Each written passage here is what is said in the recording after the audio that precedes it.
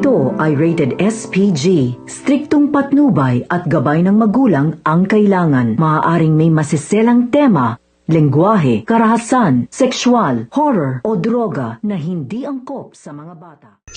At ito naman si Lena ay habang nagpapahinga sa kanyang bagong tirahan ay naisipan ngang pumunta sa kwarto nila Mang Marsing. At nang pagpunta nga niya ay nakita nga niyang nagre-repack ng mga droga na pambenta itong dalawang mag-asawa. At habang nag-uusap ay nasambit nga nito ni Mang Marsing na kailangan daw nilang maging mabait sa kanilang bagong border. Para hindi nga raw sila ilagdala dito nga sa kapulisan at maging protektado nga daw sila.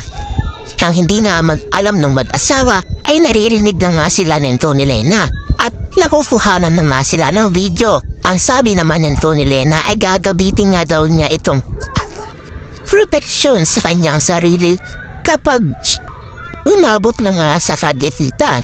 At isa rin to sa gagamitin niyang paraan upang bumalik sa kanya itong si Rigor. Aabangan nga natin kung magiging matagumpay nga itong si Leila sa kanyang gagawin dito nga lang yan sa FTJ's Batang Quiapo.